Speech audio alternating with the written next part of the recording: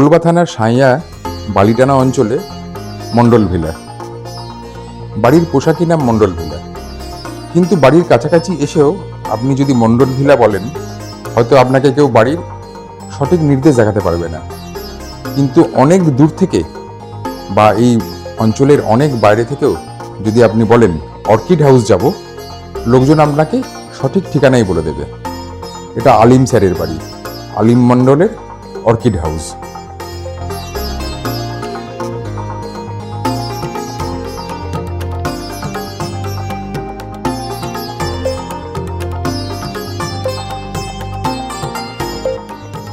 আলীনগর স্কুলের মাস্টার আলিম মণ্ডল।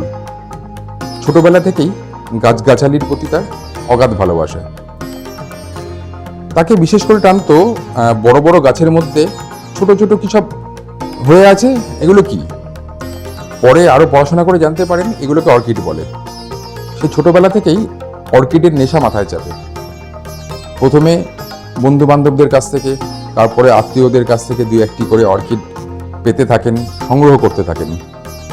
যখন অর্কিডের নেশা পুরোপুরি মাথায় জেঁকে বসলো, সেই সময় সারা ভারত চষে বেরিয়েছেন। নর্থ বেঙ্গলের বিভিন্ন জায়গা থেকে অর্কিড সংগ্রহ করেছেন।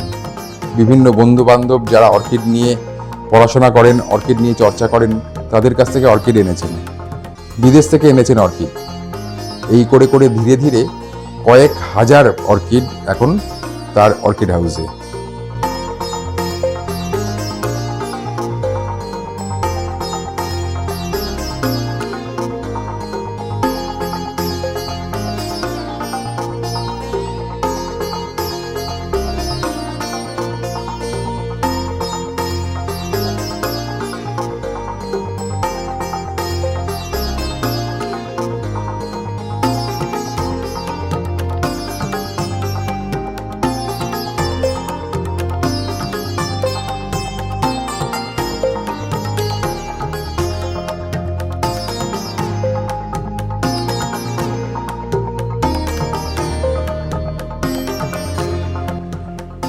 কবে থেকে এই অর্কিডের নেশা মাথায় চাপলো, বা কিভাবে করছেন, কত প্রকার গাছ আছে একটু যদি বলেন?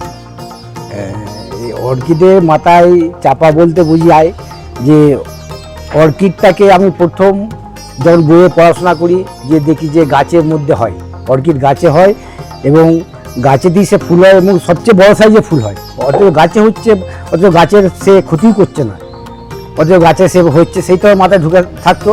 তারপরে আমি অর্কিডের যখন আমার স্কুলে যখন আমি যাতায়াত করতাম, স্কুলে যখন পড়া মানে ছেলেদের শিক্ষা ফিক্ষা দিতাম, তখন অর্কিড সম্পর্কেও জানতে পারতাম, বা অর্কিডটা আমার নেবার ইচ্ছা ছিল যে অর্কিড কীভাবে পাওয়া যায় না যায়। তখনকার যুগে কোনো নেট ছিল না বা অন্য কিছু ছিল না, ওই বইয়ে পড়ি যা কিছু জানা যেত অর্কিড। এবং অর্কিড তখন থেকে আমার নেবার ইচ্ছা ছিল, কিন্তু অর্কিড তখন জানতাম যে একমাত্র পাহাড়ি অঞ্চলে, যেমন শিলিগুড়ি, জলপাইগুড়ি বা ওই পাহাড়ি অঞ্চলে পাওয়া যায়। তখন আমি ওই দিক থেকে কালেকশন করার জন্য তখন আমি অনেক চেষ্টা করেছিলাম, ঠিক আছে, জোগাড় করতে পারিনি। তবে আমার এক বন্ধু, তার চুচুড়াতে বাড়ি, সে আমাকে 2-4টে গাছ দিয়েছিল, স্পিসিস টাইপের গাছ দিয়েছিল। সেই থেকে আমার প্রথম শুরু হয়। তারপরে আমি মাঝে আর গাছ পাইনি, বন্ধ হয়েছিল। তারপরে আমার এক রিলেটিভ হঠাৎ একবার কলকাতা থেকে আসে, সে একটা ডেন্ড্রোবিয়াম চারা এনেছিল ফুল গাছ সমেত। সেই থেকে আমি আরও বেশি জোর দিলাম যে অর্কিড কী করা যায় না যায়, নানা জায়গায় যোগাযোগ করা, নানা জায়গায় যায়। তারপরে আমি চুচুড়ো চন্দ্রগড়ে অনেকের সঙ্গে আস্তে আস্তে আমার যোগাযোগ হয়, তারা অর্কিড করছে, অর্কিড বাইরে থেকে নিয়ে আসছে, বাইরে থেকে তাদের মাধ্যমেই আমি এবার অর্কিড নিয়ে আসতে থাকি এবং অর্কিড আমি সংগ্রহ করতে থাকি এদের। আর অর্কিডটাকে প্রচুর কষ্ট করতে হয়, সারা বছর যত্ন নেবার পরে তবে ফুল আসে, বা অনেক সময় দেখা যায় মারাও যাচ্ছে। এখনকার দিনে নানা প্রকার ফাঙ্গিসাইড জাতীয় রোগে মারাও যায়, অনেক বড় বড় গাছও মারা গেছে। আমার কাছে বড় গাছও মারা গেছে যদি ঠিকমতো কেয়ার না নেওয়া যায়, বিশেষ করে ফাঙ্গিসাইডটা ঠিকমতো না দেওয়া যায়। আর জল বা অন্যান্য কিছু তো সব নিয়মিত দিতে হবে, মানে প্রচুর একটা বাচ্চা ছেলে যেমন যত্ন, এরও যত্ন রাখতে হবে। আর কিছু অর্কিড আছে যেগুলো হয়তো আমাদের স্পিসিস আছে, সেগুলো তো গাছে বেঁধে দিলে জল না দিলেও সে কিন্তু বেঁচেই থাকবে, সেটা 2-4 বছর, 5 বছর, 10 বছর বেঁচেই থাকবে, সেটা আলাদা জিনিস। কিন্তু আমাদের এইগুলো বিশেষ করে এগুলো ক্রসে হাইব্রিড, এগুলো বেশিরভাগ ভ্যারাইটি থাইল্যান্ডে। আমাদের এখানে ইন্ডিয়াতে এই বিশেষ করে এই অর্কিড অনেক জায়গায় ল্যাব হয়েছে, কিন্তু সে উন্নত করতে পারেনি, সব বন্ধ হয়ে গেছে আস্তে আস্তে। যা কিছু এখন আসছে সমস্ত থাইল্যান্ড বা বাইরের দেশ থেকে আসছে, আমাদের ইন্ডিয়ায় আসছে। ইন্ডিয়ায় যারা নিয়ে আসছে তারাই আবার সব জায়গায় ডিস্ট্রিবিউট কি করছে। নেই সেই অর্কিড হাউসে? ডেনড্রেবিয়ামই আছে কয়েকশো প্রজাতির, ক্যাটেলিয়া 300-400 প্রজাতির ক্যাটেলিয়া আছে এই অর্কিড হাউসে। আছে ভেন্ডা, এই ভেন্ডা আবার থাইল্যান্ড থেকে আসে, থাইল্যান্ডেই ক্রস হয় এই ভেন্ডার। রিঙ্কো স্টাইলস আছে, জাইগানসিয়া আছে, লেটুসা আছে, অ্যালবা বলে একরকম রেয়ার ভ্যারাইটি অর্কিডও আছে এই অর্কিড হাউসে। সিম্বেডিয়াম আছে, আরও অনেক নাম না জানা অর্কিড আছে এই মণ্ডল ভিলায় বা অর্কিড হাউসে। একদম বাচ্চা ছেলেকে যেরকমভাবে লালন পালন করতে হয়, পরম স্নেহে পরম মমতায় আলিম মণ্ডল গাছগুলোকে মানুষ করে। বিক্রির কোনো উদ্দেশ্য নেই, শুধুমাত্র নেশা, শুধুমাত্র শখের জন্যই একটি একটি করে জমিয়ে আজ লাখো অর্কিড আলিম মণ্ডলের বাড়িতে বা আলিম মণ্ডলের অর্কিড হাউসে।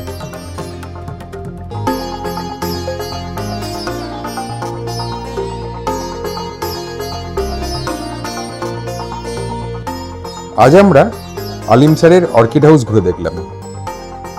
আমরা যে সময় অর্কিডের ছবি দেখছি, এটা কিন্তু অর্কিডের জন্য অফ সিজন। সেই অফ সিজনেও কয়েকশো রকমের অর্কিড আপনাদের দেখাতে পেরেছি। শীতকাল বা অক্টোবর নভেম্বরে অর্কিডের সব থেকে বেশি ফুল হয়।